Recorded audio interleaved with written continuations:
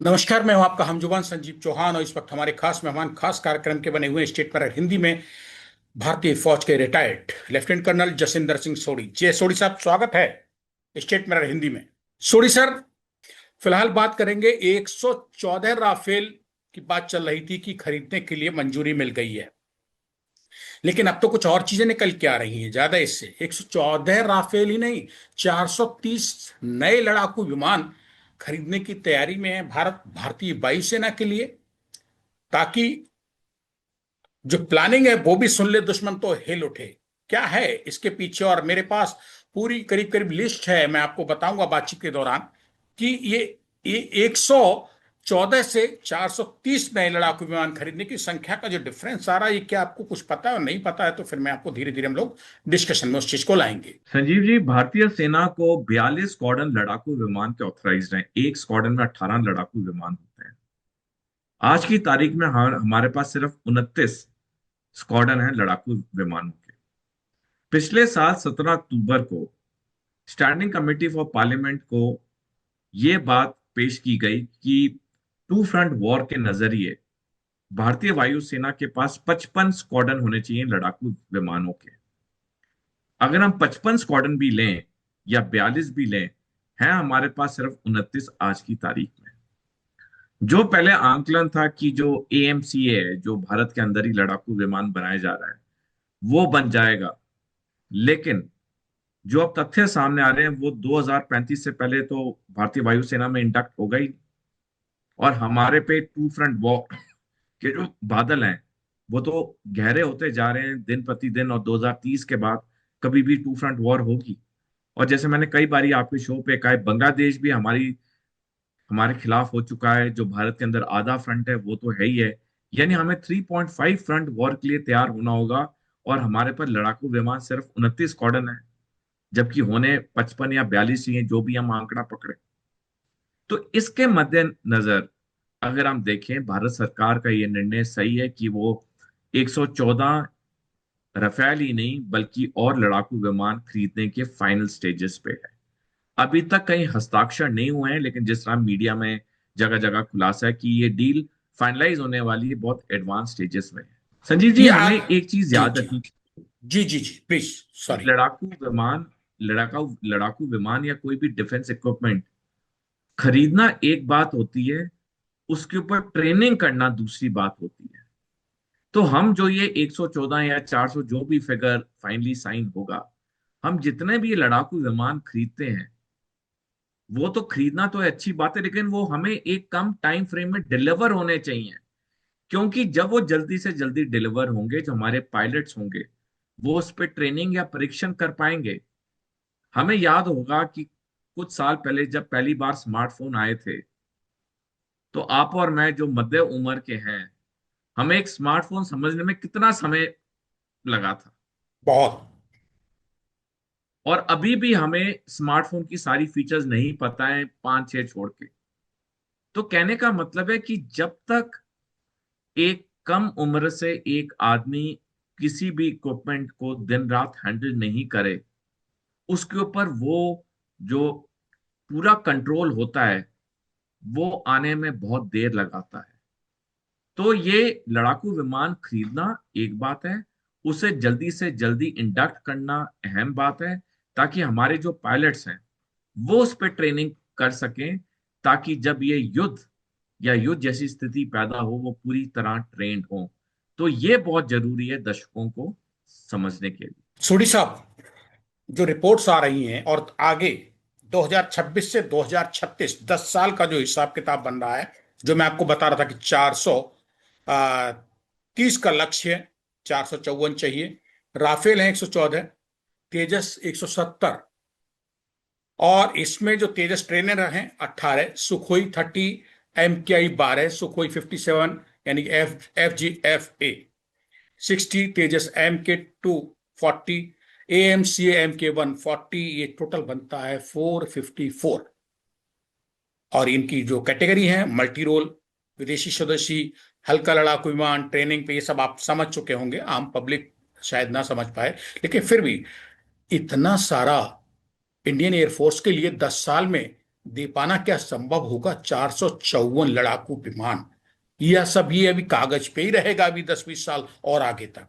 संजीव जी, आपके शो पे आके मेरे को बड़ा अच्छा लगता है क्योंकि आप काफी अध्ययन के बाद क्वेश्चन पूछते हैं। संजीव जी देखिए, चीन हर साल 240 लड़ाकू विमान बनाता है और हम सिर्फ 24 लड़ाकू विमान बनाते हैं हर साल।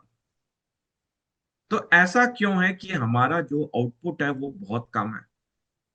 कहीं ना कहीं हमारे प्रोसीजरल कमियां हैं। अगर चीन जैसा देश 240 बना सकता है तो हमें 300 तो बनाने चाहिए या 250 तो बनाने चाहिए। हम सिर्फ 24 बनाते हैं। तो हमारा जो ये प्रोसीजरल सिस्टम्स है, इसमें हमें बहुत बड़ा एक चेंज लाना होगा। जहां तक तेजस की बात है, एएमसी की बात है, देखिए 2036 तो बहुत दूर है। हमारे पे युद्ध के बाद तो 5 साल बाद कभी भी तैयार है। हमारे पास 2036 तक का तो समय ही नहीं है। ये मैंने जगह जगह पे लेख लिखे हैं, आपके शो पे बोला है, किताब में भी लिखा है। क्योंकि शी जिनपिंग के पास टोटल अब 8-9 साल का कार्यकाल बचा है, उनकी उम्र को मद्देनजर रखते हुए। इन 8-9 साल में उन्होंने 3 जंग करनी है, ताइवान के लिए, स्पार्टे आइलैंड्स के लिए और भारत के अरुणाचल प्रदेश के लिए। और साथ में पाकिस्तान मिलके ये टू फ्रंट वॉर जो करेगा जम्मू कश्मीर के लिए।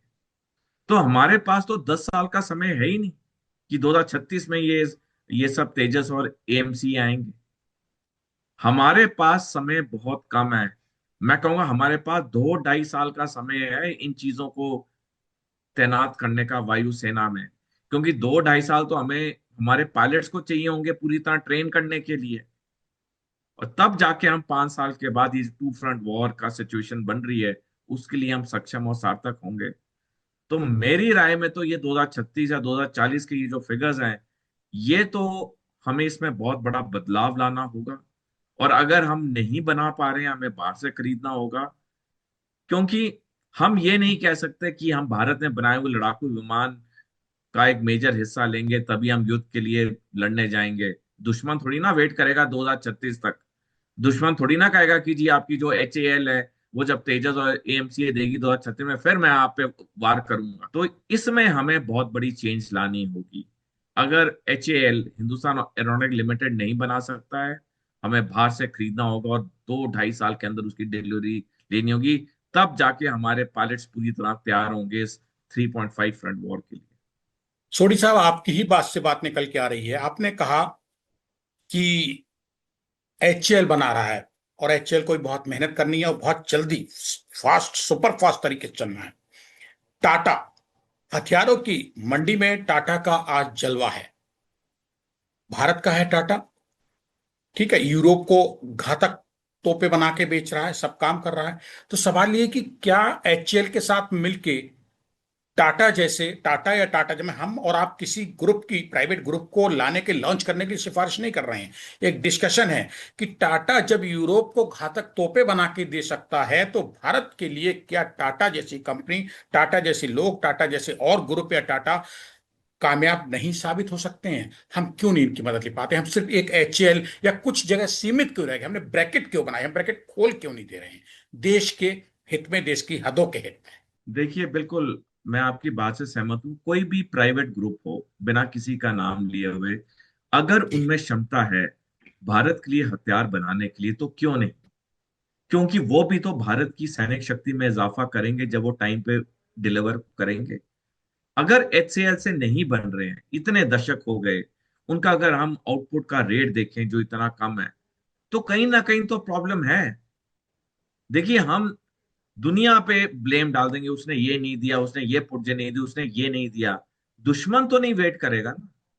जब दुश्मन आप पे आक्रमण करने के लिए तैयार होगा, तो वो थोड़ी ना बोलेगा नहीं नहीं मैं 2 साल रुक जाता हूँ क्योंकि HAL को ये वाला पुर्जा नहीं मिला स्पेन से या पोर्चुगल से। बिल्कुल। दुश्मन तो अपनी तैयारी कर रहा है।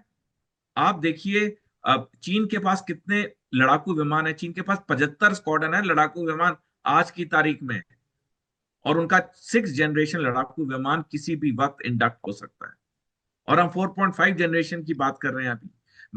मैं कोई चीन का फैन नहीं हूं। मेरे लिए वो उतना ही दुश्मन देश है जितना पाकिस्तान है। लेकिन एक बिल्कुल। फौजी होने के नाते ये मेरी ड्यूटी है बताना कि दुश्मन के पास क्या है। हमारी सेना में कई बार हमें पढ़ाया जाता है नो योर एनिमी।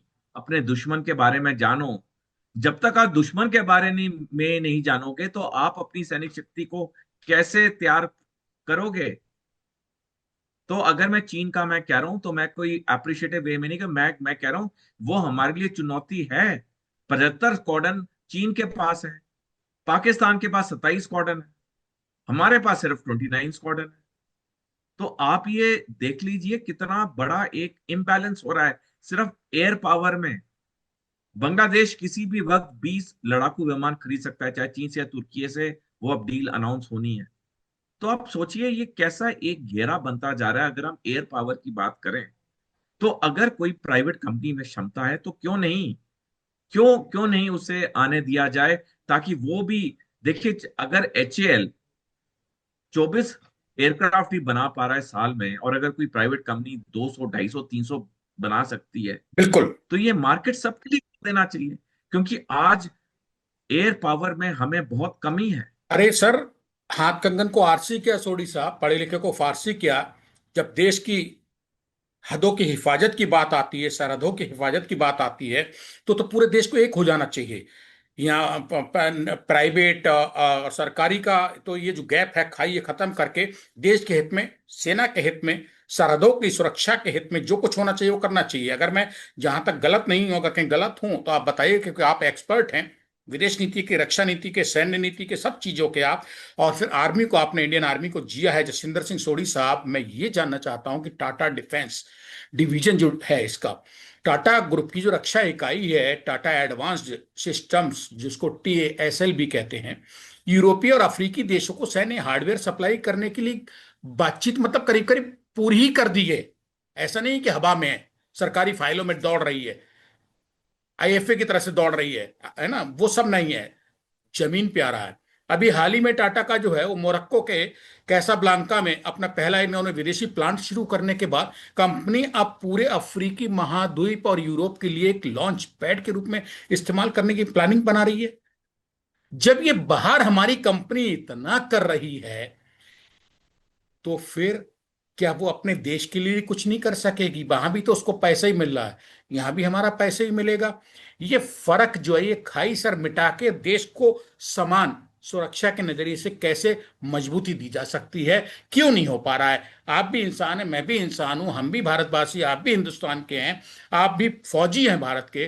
तो ये जो हमें और आपको नजर आ रहा है, ये सवाल ये कि हमारी हिंदुस्तान की हुकूमत को क्यों नहीं नजर आता है? देखिए ये ना, जैसे HAL हो गया, DRDO हो गया, इनकी बहुत एक मोनोपोली है, उनकी बहुत बड़ी बड़ी पकड़ है इनकी। इसकी वजह से इनके अगेंस्ट कोई कंपटीशन होता ही नहीं है।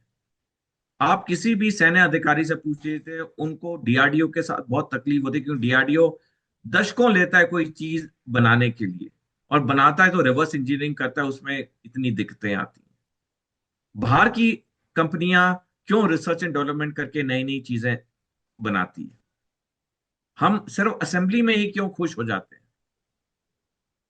क्योंकि हमारे यहाँ रिसर्च एंड डेवलपमेंट का कल्चर ही नहीं है। अगर आप आंकड़े देखें, हमारा रिसर्च एंड डेवलपमेंट का बजट भी कितना कम हुआ है, सिर्फ 0.64% ऑफ GDP है।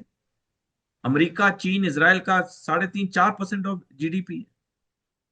तो ये एक होल ऑफ नेशन अप्रोच हमें चाहिए, हमें एक साइंटिफिक टेम्पर चाहिए। जब तक ये साइंटिफिक टेम्पर, ये होल ऑफ नेशन अप्रोच नहीं आएगा, हमारा काम इंडिपेंडेंट साइलो में होता रहेगा, हमारा काम छोटे छोटे पेनी पॉकेट्स में होता रहेगा। पिछले साल जब अमेरिका के सेना मुख्यालय पेंटागन ने 23 दिसंबर को अपनी संसद कांग्रेस को रिपोर्ट सबमिट की चीन की आर्थिक और सैनिक शक्ति के ऊपर, उसमें एक जगह उन्होंने लिखा है कि चीन इतने कम समय में इतनी आर्थिक और सैनिक शक्ति क्यों हासिल कर पाया, क्योंकि उनका होल ऑफ नेशन अप्रोच है। होल ऑफ नेशन अप्रोच का मतलब है, जैसे अभी हमने बातचीत की, कि अगर कोई एक प्राइवेट कंपनी एक चीज बना सकती तो उसको क्यों नहीं बढ़ावा दिया जाए, उसको क्यों नहीं प्रोत्साहित किया जाए।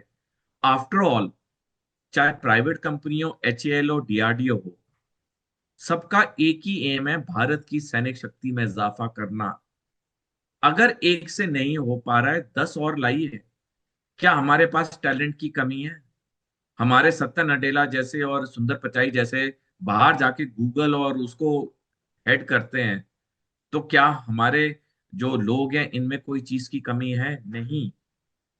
लेकिन एक इकोसिस्टम क्रिएट करना होगा, एक साइंटिफिक टेम्पर क्रिएट करना होगा।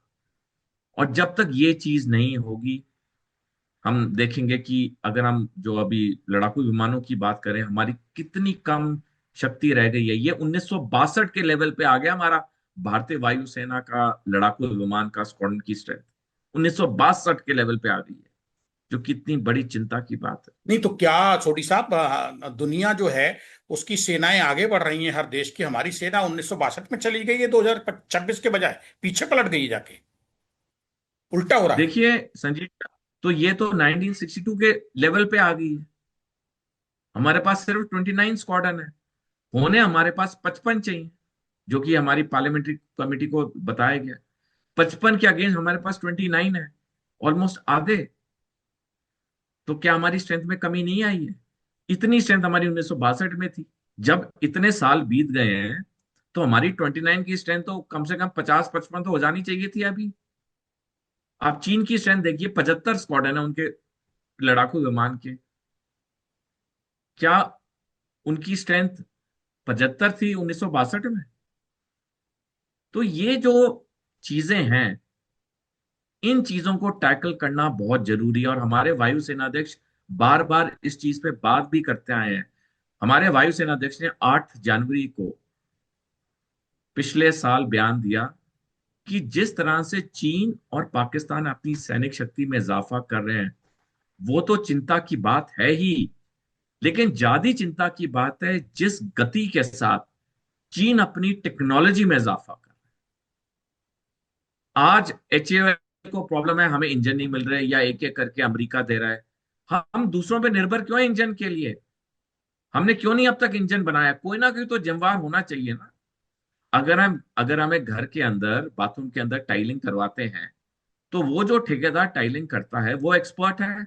आप और मैं तो एक्सपर्ट है नहीं ठेकेदारी में। जब उस ठेकेदार ने वहां पे टाइलिंग बिछाई बाथरूम में, और कल टाइलें टूट गई, क्या वो ठेकेदार जिम्मेवार नहीं होगा?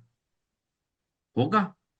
तो अगर बिल्कुल। हमारे लड़ाकू विमानों का उत्पादन इतनी कम तादाद में है, तो क्यों है? अगर हम इंजन नहीं बना पाए तो क्यों? जब तक संजीव जी हमारे देश में अकाउंटेबिलिटी, रिस्पॉन्सिबिलिटी नहीं आएगी, जब तक कोई ना कोई जिम्मेवार नहीं ठहराया जाएगा, हमारी जो काम करने की गति है वो धीमी रहेगी। क्योंकि सबको पता है, मैं इतने समय के लिए हूं, फिर मैं रिटायर हो जाऊंगा। उसके बाद तो कोई प्रॉब्लम नहीं है, जब तक हूं मैं बोल दूंगा ये नहीं आया, वो नहीं आया। बट क्यों नहीं आया? जब बाकी देश कर सकते हैं, हम क्यों नहीं कर सकते? अकाउंटेबिलिटी और रिस्पॉन्सिबिलिटी। छोटी साहब, आपकी बातचीत से तो यही निकल के आ रहा है कि देश की सरहदों की सुरक्षा में लगी सेना को दांव पे लगा दिया गया है राजनीति के चलते। अगर राजनीति खत्म हो जाए, सिर्फ देश को सोचा जाए, देश की सरहदों की हिफाजत की बात की जाए, तो फिर भारत के पास किसी चीज की कमी नहीं है। जो टाटा बाहर जाके अपनी आर्टिलरी गन यानी तोप और कॉम्बैट प्लेटफॉर्म्स के साथ वहां उसको कैश कर रहा, मौके को मोरक्को में जो उसने प्लांट अफ्रीका में टाटा का एंट्री पॉइंट बन चुका है वहां, ये टाटा यहां भी कर सकता है। लेकिन अपने मन में सफाई होनी चाहिए।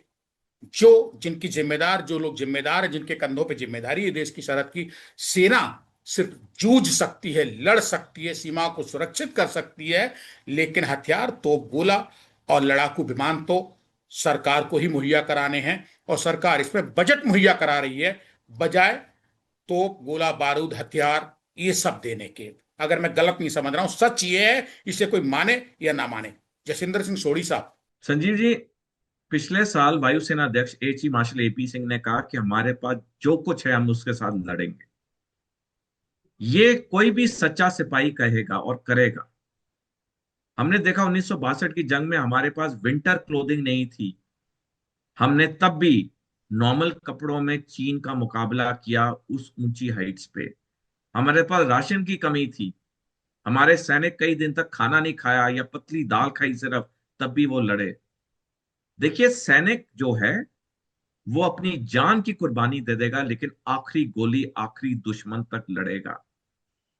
लेकिन उसको गोलियां, बारूद, असला देने की किसी ना किसी की तो जिम्मेवारी है। अगर हम एक सैनिक को कहते हैं कि उसने एक पिकेट को या उसने एक जमीन के टुकड़े को क्यों नहीं हिफाजत की, वो उसके लिए जिम्मेवार है, तो क्या कोई उस तरह जिम्मेवार नहीं होना चाहिए जिसने लड़ाकू विमानों के उत्पादन में कोई तीव्रता नहीं लाई? कोई ना कोई तो होना चाहिए। बहाने तो हजार हैं। आप और मैं जिस पोजीशन पे हैं भगवान की कृपा से, क्या हमारे लिए चुनौतियां कम थी? क्या हमारे लिए आज भी चुनौतियां कम हैं? लेकिन क्या हम दिन रात रोते रहें कि हमारी उसने मदद नहीं की, हमारी वो नहीं करता, हमारे अगेंस्ट वो है? हमें आगे बढ़ना है, बावजूद इसके कि हमारी चुनौतियां क्या हैं, चाहे पर्सनल लाइफ में, चाहे प्रोफेशनल लाइफ में। तो यही चीज को अगर हम एक बड़े टेम्पलेट पे लें, हमारे सैनिकों में कोई कमी नहीं है। आप उनको बनैन में भी बोलोगे लड़ने के लिए, वो बनैन में भी लड़ लेंगे, क्योंकि उनकी ट्रेनिंग इस लेवल की होती है। लेकिन वो लोग कौन जिम्मेवार हैं जिन्हें सैनिकों को हर चीज देनी चाहिए, चाहे कपड़ा हो, राशन हो, चाहे लड़ाकू विमान हो, युद्ध पोत हो, पनडुब्बियां हो? वहां पे क्यों उत्पादन में देरी हो रही है? वहां पे क्यों बनाने में देरी हो रही है? वहीं पे बात आ जाती है अकाउंटेबिलिटी और रिस्पॉन्सिबिलिटी। और मैं एक आखिरी टिप्पणी करना चाहूंगा। हमें भारतीय सेना, वायुसेना, नौसेना से सबको सीख लेनी चाहिए। यहाँ पे जो भी ऑफिसर कमांडिंग ऑफिसर बनता है, वो अपनी इकाई के लिए हर चीज करता है। वो पहले वालों को जिम्मेवार नहीं ठहराता है। वो ये नहीं कहता कि 50 साल पहले जो कमांडिंग ऑफिसर था उसने ये चीज गलत की, इसलिए मैं ये नहीं कर पा रहा हूं। एक बार आप कुर्सी पे बैठ गए, एक बार आपने सर पे ताज पहन लिया, जिम्मेवार आप। पहले 200 साल पहले क्या हुआ हो, 500 साल पहले क्या हुआ हो, उससे कोई लेना देने नहीं है। आज कुर्सी पे आप हैं, और आपने वो करना है जो कि आपसे एक्सपेक्टेड है। आज कोई भी औहदे वाला हो, जो 50 साल अगर एचएएल में नहीं हुआ, तो क्या वो एक, डेढ़, 2 साल के कार्यकाल में नहीं हो जाता है? क्यों नहीं हो सकता है? और मैं एक आखिरी और टिप्पणी करना चाहूंगा, सॉरी थोड़ा वक्त ज्यादा हो रहा है। स्वागत है, स्वागत है, आप बोलिए। देखिए संजीव जी, देखिए हिटलर ने बहुत गलत चीजें की जो हम सारे जानते हैं। लेकिन उसने एक जो चीज अच्छी की, उसने जर्मनी में 4 साल में जर्मनी की सैनिक ताकत में इतना इजाफा किया, जब जर्मनी पे दुनिया के इतने आर्थिक प्रतिबंध लगे थे। और उसने एक जर्मनी की सेना को विशाल किया, वायु सेना खड़ी की, नौसेना को विशाल किया जब प्रतिबंध लगे थे। 1933 में 30 जनवरी को जब वो पहली बार चांसलर बने, 1933 से लेके 1936, 4 साल में ये सब किया। मैं उनकी गलत चीजों को बिल्कुल नहीं अप्रिशिएट करा, जो उन्होंने गलत किया बहुत गलत किया। लेकिन अगर 4 साल में एक देश की सैनिक शक्ति में इतना इजाफा हो सकता है, जब पूरे दुनिया भर के आर्थिक प्रतिबंध थे, जर्मनी आइसोलेट हो रखी थी पहले विश्व युद्ध के बाद, ट्रीटी ऑफ वर्सेले के बाद, तब अगर 4 साल में हिटलर कर सका, तो आज क्या प्रॉब्लम है हमें हमारी सैनिक शक्ति में, चाहे लड़ाकू विमान हो, पनडुब्बियां हो, उसे एक स्पेसिफिक टाइम फ्रेम में बनाने के लिए? जसिंदर सिंह सोढ़ी साहब, ये डिस्कशन ऐसा है जो शाम को 5 बजे पंचायत महापंचायत लेके बैठते हैं बड़े बड़े देश के चैनल, वो नहीं करते हैं, क्योंकि वहां राजनीति का तड़का नहीं है, मसाला नहीं है, गाली गलौज नहीं है, धर्म संप्रदाय को लड़ाने वाली बातें वहां होती हैं। हम लोग नहीं कर रहे हैं, लेकिन हम लोग जो जिस तरीके की बात और जिस मुद्दे पे कर रहे हैं, उसमें एक चीज तो साफ हो गई है, जो बहुत कड़वी लगेगी कि सच हम बोल रहे हैं, सच कड़वा होता है, कि हिंदुस्तान की सेना के भीतर घुसी हुई राजनीति ये सेना को दीमक की तरह चुंग रही है। सेना को, देश की सरहदों को अगर कोई बचाएगा, तो वो लाखों करोड़ का सालाना बजट नहीं बचाएगा, बम, बंदूक, गोला बारूद, हथियार, लाव लश्कर बचाएगा, जिसका हमारी सेना के पास अभाव है। और इसके लिए सीधे तौर पे सेना के अंदर घुसी पड़ी दीमक की तरह राजनीति, जिसने अब मकर जाल बना लिया है कि सेना उसी में रहती है, फौजी नहीं कहेगा। आपने सही कहा कि फौजी बनियान में भी लड़ेगा, वरना वो फौजी क्या, फिर वो नेता ही ना हो जाए। भाई नेता ही तो बैठ रहा ना दब के छिपके। आप जो कह रहे हैं सोडी साहब, बहुत आदमी को खल सकता है। उन लोगों को जो फौज में, देश की सरहद की सुरक्षा में सेंध लगाए बैठे हैं, डायरेक्ट इनडायरेक्ट। अगर यही लोग जो हम और आप कर रहे हैं इसी नजरिए से जमीन पे आके सोचें, तो भारत के पास बजट बहुत है। बम, बंदूक, गोला बारूद, हथियार, लड़ाकू विमान उसकी तुलना में बहुत कम है, ड्यू टू गंदी डर्टी पॉलिटिक्स। संजीव जी देखिए, मैं एक बात आपसे डिसएग्री करता हूं कि भारतीय सेना के अंदर पॉलिटिक्स नहीं। भारतीय जो सेना ये के अंदर पॉलिटिक्स पॉलिटिक्स नहीं है। है। अब समझिए सर, मेरा हाँ सेंस क्या, मैंने कहा था भारतीय सेना में पॉलिटिक्स नहीं, भारतीय सेना के अंदर घुसी हुई राजनीति। मैं अब सर, सेंस है इसका अलग है। जो नेतागिरी घुस गई है वहां, नेतागिरी कहां घुसती है? बजट ऊपर से लोग एलोकेट कर दिया गया लाखों करोड़ का, लेकिन उसको इस्तेमाल करने के लिए कागज कलम फाइलों में फंसा रहता है। इस राजनीति की बात करो, सेना में राजनीति नहीं। सेना को देखिए, कमजोर करने में जो चीजें चल रही हैं। देखिए सेना के अंदर कोई राजनीति नहीं है, सेना के अंदर कोई प्रॉब्लम नहीं है। जो ये दिक्कतें ये सेना के बाहर है। चाहे आईएफए का हो, चाहे रिसर्च एंड डेवलपमेंट कम हो, चाहे हमारे लड़ाकू विमान का उत्पादन की संख्या कम हो, ये सब सेना के बाहर है। सेना के अंदर कोई दिक्कत नहीं है। आप मैं भी इसी की, एक सैनिक मैं सोडी साहब इसी की बात कर रहा था। बस यह है कि आपने क्लियर जी किया कि हमारी सेना में, सेना के अंदर सैनिकों, अफसरों, फौजियों द्वारा कोई राजनीति नहीं है, लेकिन वो राजनीति का शिकार है। जो बाहर राजनीति है उसका शिकार हमारी फौज जी हो रही है, जिसके चलते सरहदों की सुरक्षा, हिंदुस्तान की हिफाजत में कहीं ना कहीं सेंध लग रही है। अगर इसको हटा दिया जाए, जैसे हम और आप बात कर रहे हैं एक आम आदमी की तरह, वैसे बड़े बड़े जो मठाधीश हैं जिनके पास हुकूमत चलाने की ताकत है, वो सब भी कर सकते हैं। मेरा ये कहने का मतलब है। जी बिल्कुल, मैं आपके साथ सहमत। शुक्रिया जसिंदर सिंह सोढ़ी साहब, बेबाक बात करने के लिए, स्टेटमेंट हिंदी के साथ संजीव चौहान के साथ बात करने के लिए, कि देश मजबूत है, सरहदें मजबूत हैं, फौज मजबूत है, लेकिन उसको संसाधन दे दीजिए तो हमारी सेना और सरहदें और देश सब सुरक्षित हो जाएंगे। धन्यवाद सोढ़ी साहब, बहुत बहुत।